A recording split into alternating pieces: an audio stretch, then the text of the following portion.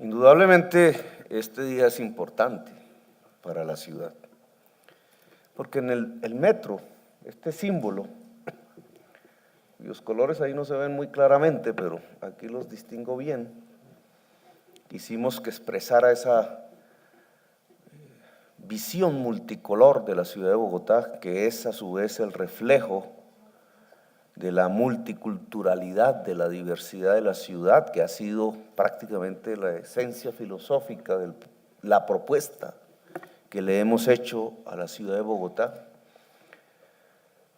El símbolo expresa una ilusión. El metro básicamente es un símbolo de identidad de una ciudad.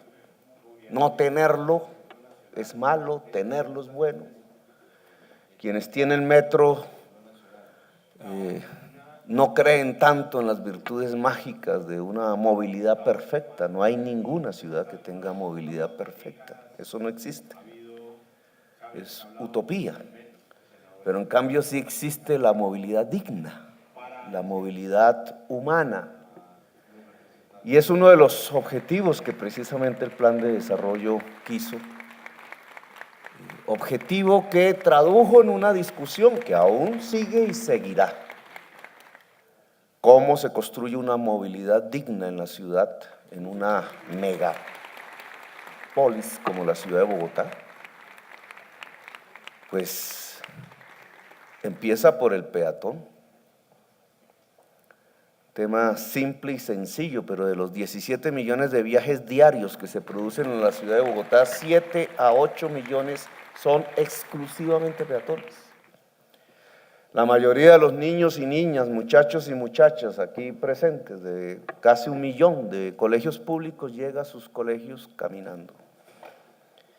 De hecho, por caminar a través de vías que compiten con el vehículo particular, el camión, la tractomula, el bus, mueren 48 niños cada año en accidentes. Y 1.250 salen heridos, cifras invisibles de una violencia, que no es propiamente la violencia que conocemos en las páginas de la prensa, sino que es otra violencia.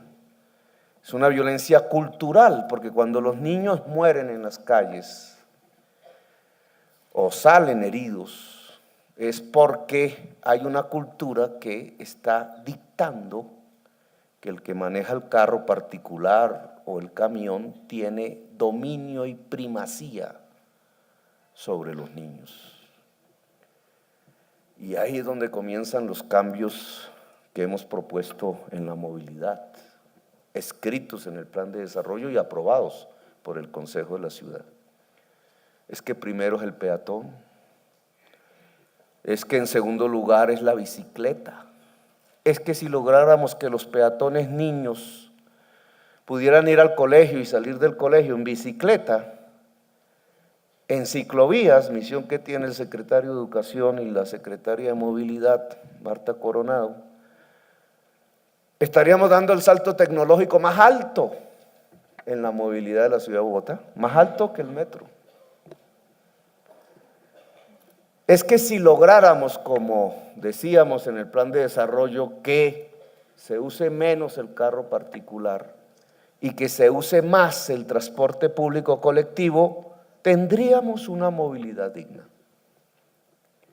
Y dentro del transporte público colectivo, los dos grandes retos: integrar el transporte público, el Sistema Integrado de Transporte Público SITP, que esta administración hizo andar y que ya cubre el 32% de los viajes diarios en transporte colectivo de la ciudad. Y el segundo gran reto, el transporte multimodal. Esta primera línea del metro y sus vagones y su operación a través de túneles subterráneos y estaciones subterráneas de la mejor calidad, de la ciudad más moderna del mundo, es la expresión en incluso será parte del sistema integrado de transporte público, pero es la expresión más genuina de lo que llamamos transporte multimodal. La ciudad de Bogotá ha presenciado décadas de discusión pública alrededor de si su sistema de transporte colectivo es unimodal o multimodal.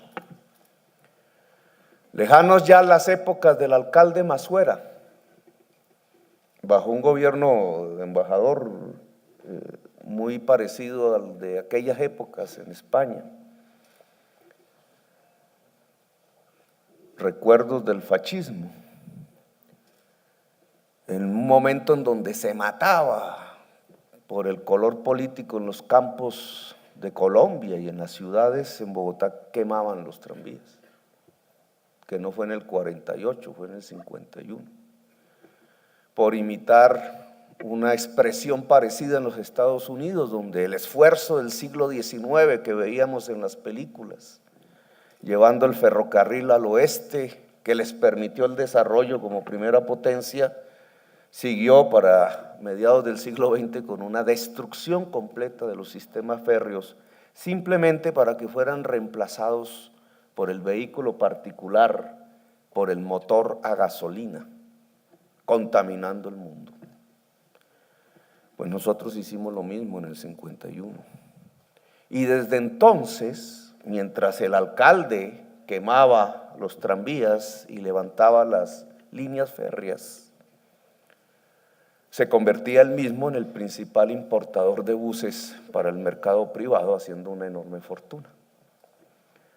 A eso le hemos llamado el modelo Massuera de ciudad, que no puede repetirse, porque después de tantas décadas, casi 5, 6, la ciudad ha repetido y una y otra vez cómo es su mejor sistema de construcción de un transporte público colectivo. Siéntense. Ahí sí.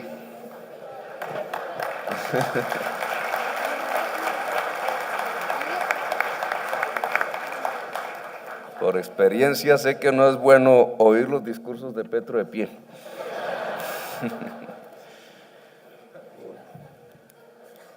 5 décadas donde hemos dicho, casi como si fuera dogma, ¿verdad?, que solo el bus soluciona la movilidad en la ciudad. Casi que reemplazamos la palabra bus por la palabra carro, en una ciudad que construida al estilo europeo no permite ese lujo. La ciudad que se construyó alrededor del vehículo particular es completamente diferente a una ciudad como Bogotá. Hay que comparar más bien a Miami. Las ciudades que se construyeron así en los Estados Unidos alrededor del vehículo particular hoy desandan los pasos, como Houston. Hoy autocríticos reconocen que fue un enorme error, que de repetirse y extenderse simplemente acabaría la vida humana en el planeta. ¿O no, Susana? No es una ciudad sostenible, no es así como podemos convivir. Y por tanto el planteamiento de priorizar el peatón, la bicicleta y el transporte público colectivo es precisamente la esencia de una movilidad humana. Y dentro del transporte público colectivo la idea de que no solamente podemos depender de un modo de transporte, que no es solo el bus, que depende por cada troncal de sus demandas, de su configuración, de la realidad comercial y cultural que hay en cada troncal, en cada corredor de demanda de pasajeros por el transporte público colectivo. Depende. Y así como es diversa la ciudad de Bogotá, es diversa su ciudadanía, también es diversa las soluciones a cada corredor de demanda. Con razón nos diría alguien, ustedes están embrutecidos y piensan poner solo busetas en la Caracas. Cualquiera diría, la Caracas no puede moverse con un modo de transporte como la buseta. Pero también, igualmente, sería tonto pensar que una ciudad como Bogotá no debe tener un metro. O peor aún, herejía que hemos cometido, al parecer, que la ciudad de Bogotá no debe utilizar su modo férreo. La historia y el azar quiso que sobrevivieran los corredores férreos de la ciudad. Aún uno de los mejores y más hermosos edificios de la ciudad sigue siendo la estación central, que esperamos que el gobierno nacional nos entregue. A propósito.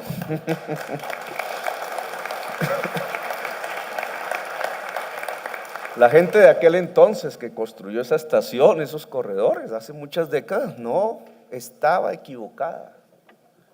Tenía una visión que simplemente olvidamos y perdimos, pero que ahora hay que recuperar. Y creo que le correspondió a la Bogotá humana dar ese paso herético, pero que cualquier ciudadano del mundo diría es el normal. ¿Cómo se han distanciado las discusiones como para que cualquier ciudadano del mundo diga eso es lo normal, pero a nuestros ojos dentro de la sociedad bogotana aparezca como herético?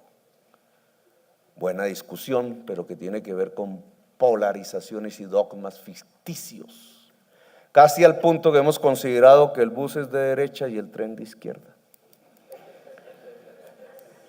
Y casi en todas las ciudades del mundo los trenes los han hecho son las derechas. No es cierto que las llantas sean de derecha y los rieles sean de izquierda. Lo pragmático, el paso que hay que dar, la modernidad, la contemporaneidad en sistemas de transporte es que tenemos que tener un transporte multimodal y por ello la primera línea del metro. La primera línea del metro no nos la inventamos nosotros. Es el producto de una discusión, entre otras, de una empresa española que se llama Sener, que presentó 10 redes. Este es el segundo paso y definitivo de la concepción de las redes. Pasamos a la ingeniería básica avanzada de la primera línea. Para pasar a la construcción de la primera línea, los metros se hacen en un siglo. Y es lamentable el siglo que hemos perdido, porque aquí comienza un siglo de construcción del metro en Bogotá. Un siglo, lo que significa tenacidad política, claridad de objetivos, capacidad de una ciudad de no dejar dividir sus objetivos fundamentales. Si la dividen no será posible, como no ha sido posible hasta la fecha, porque hemos perdido un siglo. Mucho podríamos hablar de ese siglo perdido, que entre otras cosas se pierde por violencias y por dogmas y por falta de audacias a veces, pero fundamentalmente por la división de una sociedad como la bogotana, que no encuentra objetivos comunes. Medellín nos ha dado demostraciones, con sus más y sus menos que todos conocemos. Medellín es la ciudad que ha podido construir un sistema multimodal de transporte. No se dividió el consejo de la ciudad, no la prensa de la ciudad, no obstaculizó lo que se convertía en un objetivo central. Hasta el gobierno nacional, los diversos de las épocas, se plegaron a la voluntad unificada de una ciudadanía en Medellín que les permitió construir un sistema de transporte multimodal. Bogotá no logró eso mismo y por eso ha perdido un siglo, que no estamos dispuestos a seguir perdiendo. Pasamos por una época difícil.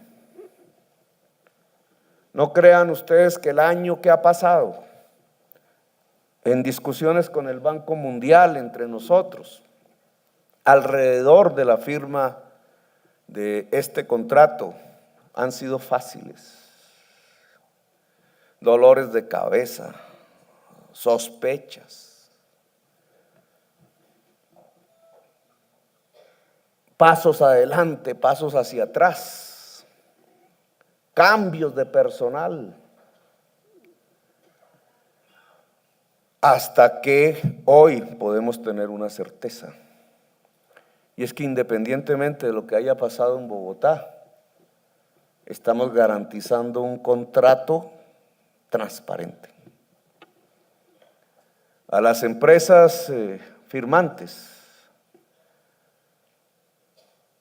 se les exige, no el alcalde, la ciudad,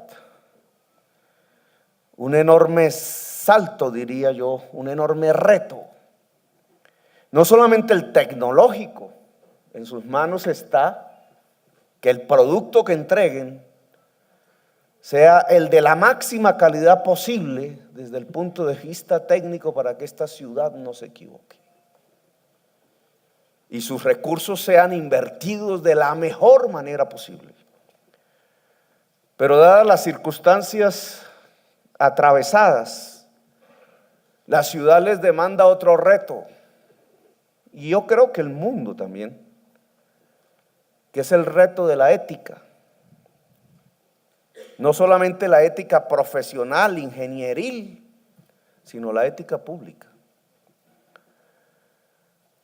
Aquí de una manera u otra no estamos mostrando solo un símbolo y una ilusión a construir, que es el metro, sino también un relacionamiento diferente entre empresa privada y Estado y poder público.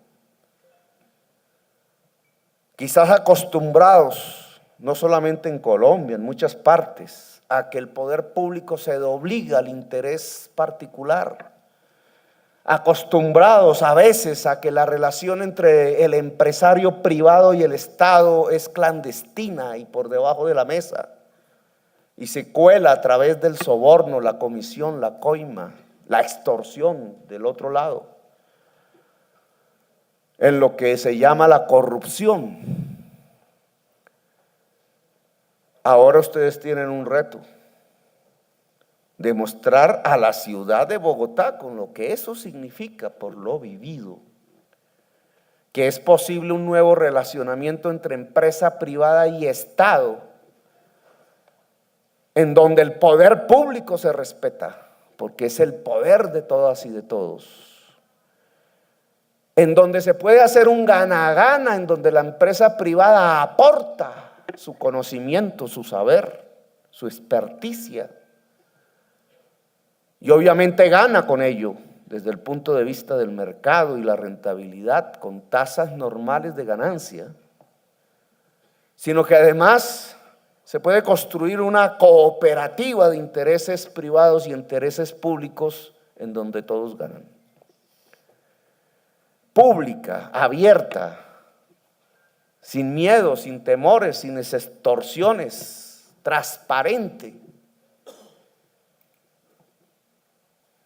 Viene esta discusión de este contrato desde el gobierno pasado, incluso desde antes de Clara López, y atraviesa una época difícil de la ciudad, y es mirada con lupa y hasta criticada, o empezará la crítica a partir de la firma, seguramente, y no es malo porque de eso se trata una democracia. Pero lo que sí tenemos que garantizar, y ahí el reto, es que cualquier cosa que haya podido pasar en la ciudad en el pasado, el relacionamiento entre empresas privadas nacionales y extranjeras y el Estado a nivel distrital es nuevo, son nuevos tiempos.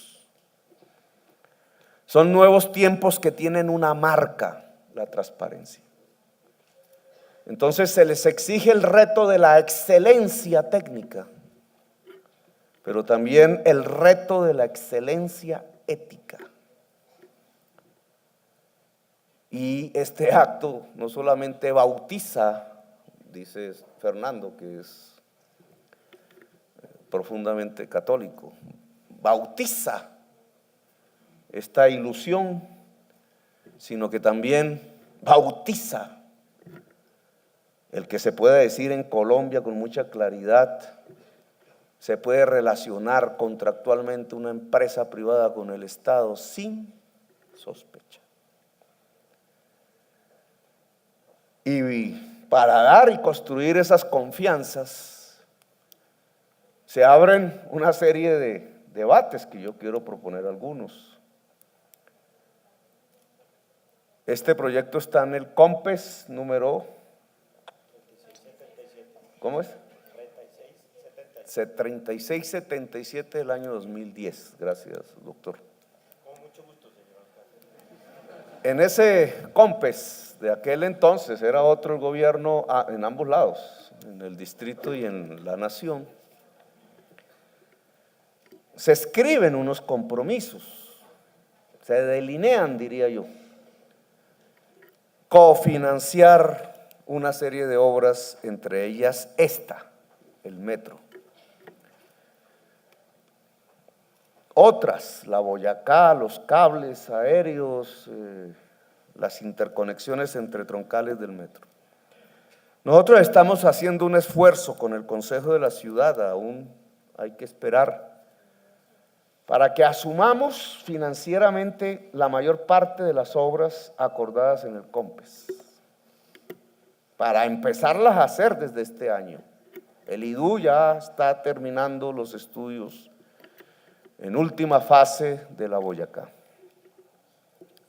que moverá buses, porque nuestro gobierno valen los buses, valen los trenes, valen las bicicletas y sobre todo valen las y los peatones. Ese esfuerzo queremos que libere financieramente las posibilidades económicas para la construcción del metro por parte del gobierno nacional. Es decir, que el gobierno nacional pueda tener más disponibilidad el año entrante para la financiación de la construcción de la primera línea del metro. Estos estudios son financiados exclusivamente por el distrito, estos que empiezan hoy. Discusión que debe llevarse a un nuevo COMPES, que aunque no creo que sea de manera inmediata, sino cuando ya se arrojen los primeros resultados del estudio, debemos efectuar. Por otra parte, la ciudad, la alcaldía y el consejo deben iniciar la discusión de la institucionalidad del metro. La empresa Metro de Bogotá, que existió en el pasado, Transmilenio es la heredad de la antigua empresa Metro de Bogotá. Ahora hay que tener la empresa de los buses, la empresa de lo férreo y otras.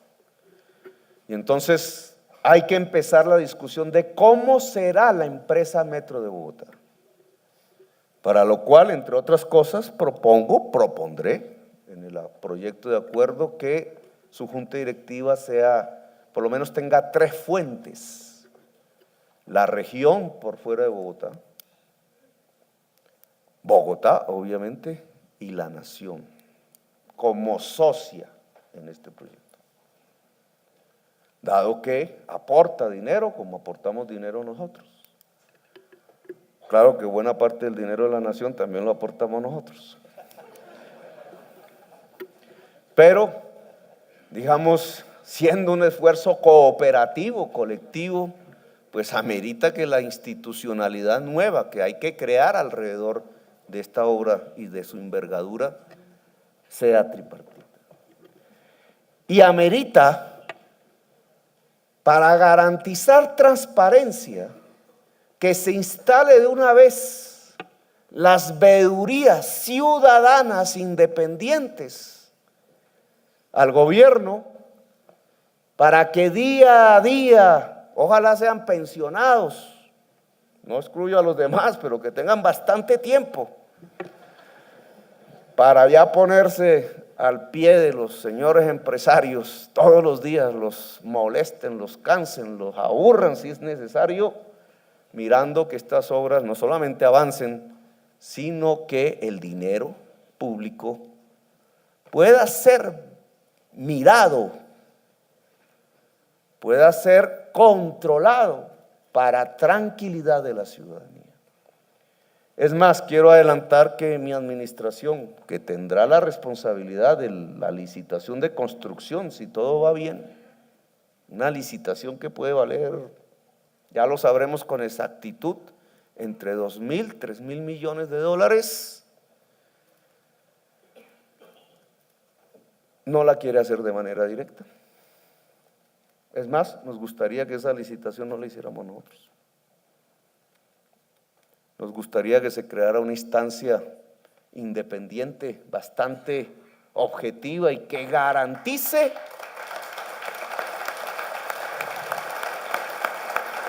seleccionada por X entidades de la mejor calidad, sin que el alcalde tenga nada que ver en ello, garantice el proceso de selección de construcción del metro más objetivo y más pertinente, más transparente posible para la ciudad de Bogotá.